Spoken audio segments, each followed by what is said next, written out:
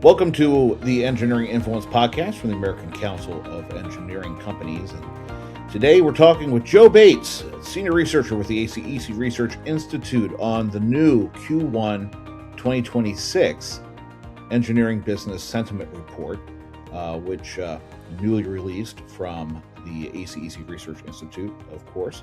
Q1 2026 coming as the latest on a very long series of quarterly business sentiment reports, where the Institute goes out and interviews CEOs from firms across the country, ACEC members, on the current and future expectations they have for the business and the macro economy.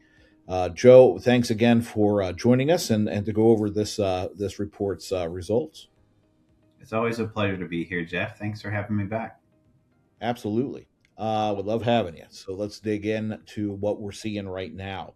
Right now, we're seeing really the takeaway is the industry's coming at 2026 at the beginning of the year from a position of strength. Where are you seeing that resiliency coming from? Yeah, so first of all, the top line number is the sentiment regarding the US economy, and that has increased by 11 points, which honestly, I was a little bit surprised. We're at a plus 45 now, and we have only exceeded that last year in the first quarter when there was a lot of optimism around a potentially pro business administration coming into office. So we are at a level that we really haven't seen since early last year. And it's pretty broad based, but really what's underpinning that are firm finances and their continued resiliency. Even though we've seen perceptions of the economy going up and down really crazy over the last year, firm finances have been very steady.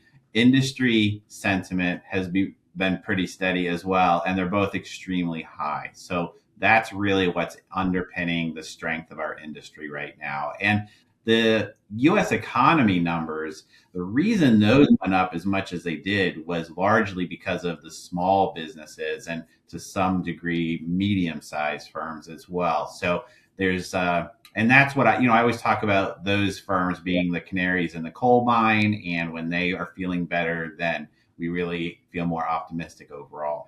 Yeah, it's interesting because you hear a lot of different reports in the news. You'll turn one channel and the economy is doing gangbusters. We're doing fantastic. You turn another and it's another story. People talk about wage growth, or they talk about just the issue related to tariffs on small businesses. I mean, what are you seeing is really the driver there from the macroeconomic sense? I mean, the jobs numbers that came out were pretty good for the beginning of the year. Um, what's really driving the confidence in the economy, and where do you see that going in the near term? I think the confidence in the overall economy, it has gone up and down, and it's very much followed a lot of the political discussions, the political policies that we have, and that is what's driving the top line numbers on the U.S. economy. So it's concern about the U.S.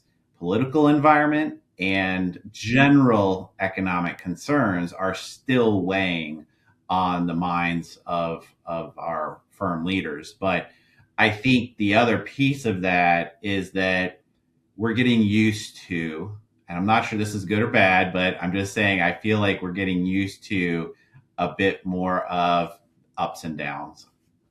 Yeah, yeah. The this I guess is just human nature, right? I mean, if you have a bit of uncertainty, or you're kind of, it seems like we're riding a roller coaster to an extent. I mean, it's we haven't had a lot of dips, significant, but a lot of short, bumps in the process here, where you see some numbers come up, come down. You see the impact of tariffs and how they're going to be absorbed in the economy. You see the labor rate. You see all these different things. The affordability issue, of course, is becoming really a front burner issue politically leading into the midterms. All that together, um, I mean, we've seen this in the past, though. I mean, from our industry, when things are outside of our industry, uh, you know, going at different rates, kind of sputtering, stopping. There's concerns about recession. Whether or not there's going to be rate hikes at the Fed, or is the Fed going to act to cut rates. There's a lot of instability out there, but our industry seems to have has shown over time to weather these external events very well, and it's almost like they're buffered from them. Yeah, I think that's a really good takeaway from the entirety of our series, which we've been doing now for almost 5 years, is that we have seen a lot of different external factors that are affecting the overall U.S. economy. But when we look at our concerns about, or rather optimism about the industry itself, it's always been very strong. And when we ask about how is your firm itself doing, very, very strong numbers. So I think when we look at the future sentiment, that's really colored by these outside influences. But as you know, we have now for 4.5 years been concerned about the future. But every time the future comes, we're feeling fine. So we are, I think, in a uniquely stable and growing industry. And part of that is in the data we collect, that we don't have enough people to fill all the jobs, honestly. And so we have very healthy backlog. It's not too much, right? I mean, firms are managing their backlogs appropriately. If anything, they're not taking on projects that they know we just can't do it right now. But if we had more workforce, if we had, and we see that in this study, firms are still hiring, they're still expecting to hire more people in the future.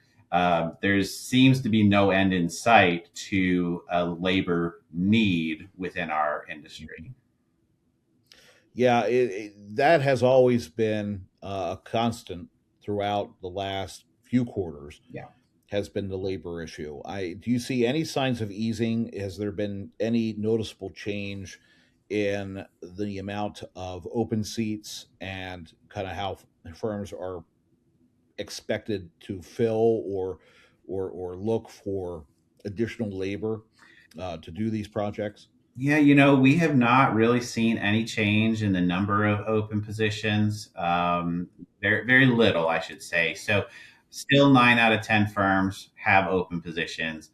We've seen the total number of vacancies come down a little bit, but we still have more vacancies than we can fill. And people perceive that that will continue to change. But there is some good news, I think, in this quarter for firms, and that is that the wages that they are paying to keep their employees as well as to hire new employees, the increase year over year has come down just a little bit. So you remember when we first started tracking this about 4 years ago, it was 10% year over year increases in wages. And that's, was pretty hard for firms. We're now down to about 7% for existing staff and 6% for new hires. I mean, it's not as great as it could be. We're still seeing pretty, strong advances and increases there, but it's definitely better than those double digit increases that we were seeing. Yeah. Which is a good signal. I mean, Yeah. deflationary pressure on wages is good for firm leaders, of course. I mean, I remember post pandemic, it was really astronomically high, and seeing that will alleviate some pressure, definitely. Is there a larger concern on just in the direction of federal policy, and how that might have an impact on not looking long term, but like the next quarter, Q2, and what we're doing right now in Washington related to any number of things really. But I mean, it's become an issue where we're going from shutdown to shutdown. We're looking at doing a surface bill this year that could definitely benefit the industry. I mean, that has a timestamp on it. The programs will expire if they're not extended, or if we don't have a new bill in place by a date certain. What's happening from a federal policy standpoint that could impact the industry? Yeah, that's I think really interesting point here that we ask at the beginning of each year. So in Q1, what are your big concerns about the year ahead? And of course, we're still seeing wage concerns, which we just talked about. Although those concerns have definitely lessened, but they're still the top concern. But after that, it's disruptions due to funding lapses or government shutdowns, and that's we haven't asked that in the past because it wasn't an issue in the past, but it's near the top of the list, and I think it's a real concern for firms that, especially firms that are working with public sector clients, are these continued shutdowns, the uncertainty about whether we're going to have shutdowns, the uncertainty about what's happening with government funding. That seems to be bubbling up a little bit more to the surface. It's, again, not the number one issue, but it is definitely a concern for a lot of firm leaders right now.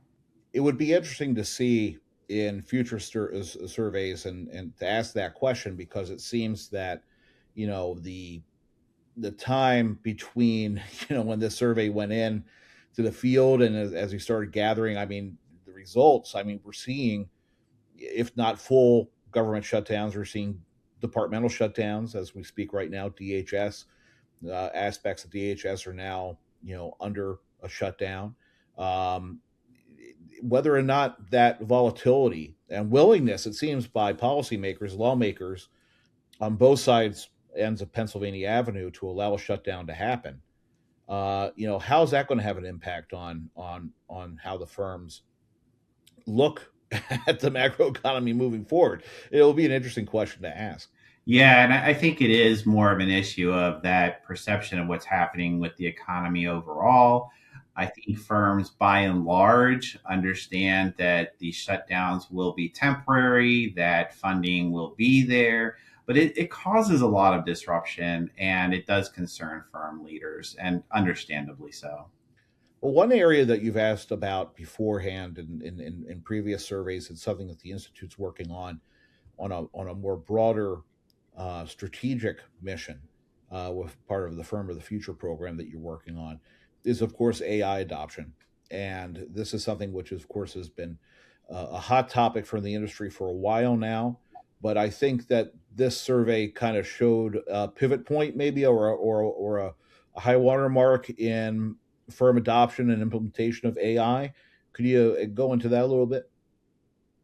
Yeah, this has been really interesting. I was pretty surprised, Jeff, but I think we have hit an inflection point, at least with firms realizing they need a strategy. And that's the first place you have to start, right? You have to create a firm strategy. You have to map out how you're going to address AI, how you want to implement, how you want to think about implementing.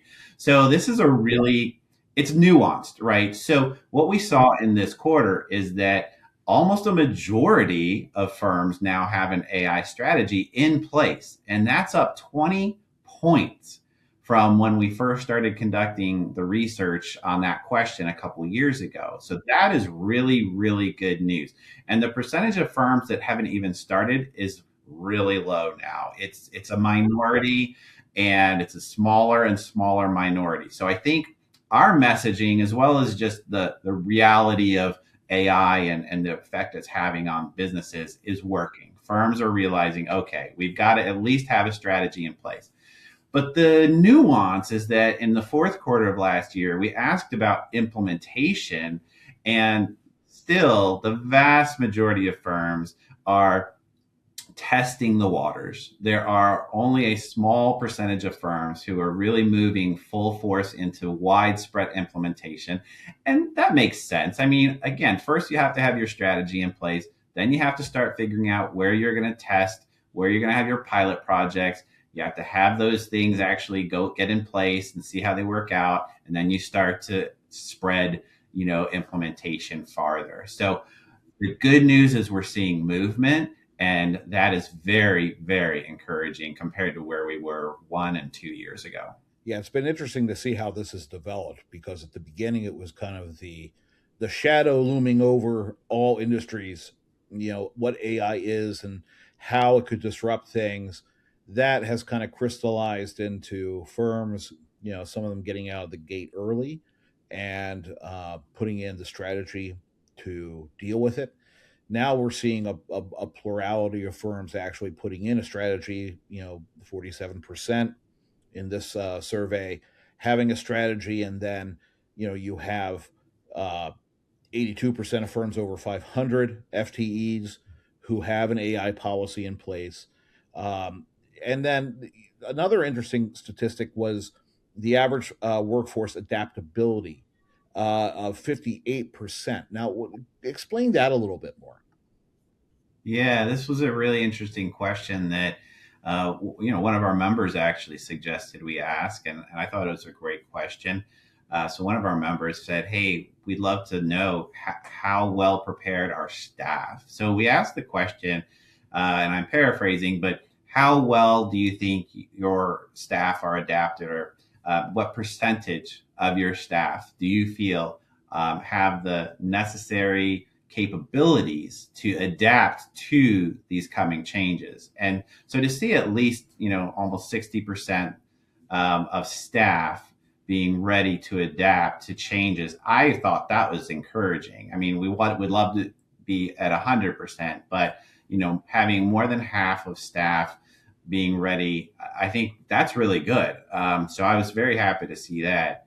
One point I want to go back to is that we are still seeing small firms, the smallest firms with fewer than 25 FTE. They're still lagging a bit in creating strategies, figuring out how to address AI going forward. And so I think we have to continue to place emphasis on helping smaller firms prepare for the AI revolution that we see coming. Yeah, that's an interesting point. I think that there's a lot that's happening on the ACEC side of things, the technology committee doing work trying to get that really that broad based level of support throughout the industry for AI adoption and implementation, especially with the smaller firms. I think that there's a very low barrier of entry when it comes to AI. The problem is implementing it correctly, and that's where we need to come in and help. Yeah, I think so. We talk about the Firm of the Future and all the work we're doing on the Firm of the Future initiatives. And we're doing a lot of interviews right now with some of the leading firms as well as the leading suppliers about how AI is going to come together with the workforce challenges of the future and the needs of the workforce. What does that mean? And what I'm hearing in these interviews consistently, time and time again, is that small firms are not at a disadvantage, that there are tools that can be used to help democratize the playing field.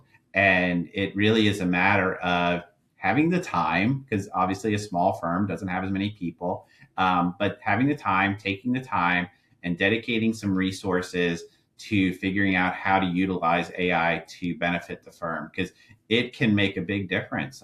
I've heard experts talk about the fact that they see a future where a 10-person firm can compete with a 200-person firm if they're properly utilizing AI. So that's a game changer in my book. It is, and there is research that the institutes put out there about AI and its impact on firms and how firms are approaching it, which is available up on the website. And then, of course, Firm of the Future, a new AI study and a new workforce study, and then working on the synthesis of those two studies and seeing how those two items are interacting and impacting the industry. That's a project that's ongoing. Joe, give us a little bit more about that and kind of what else the institute's working on. Yeah, so that study that you're talking about, we are working on in conjunction with Mike Walsh, who is a futurist. He will be compiling a report on that. We'll be releasing that at Spring Convention in May.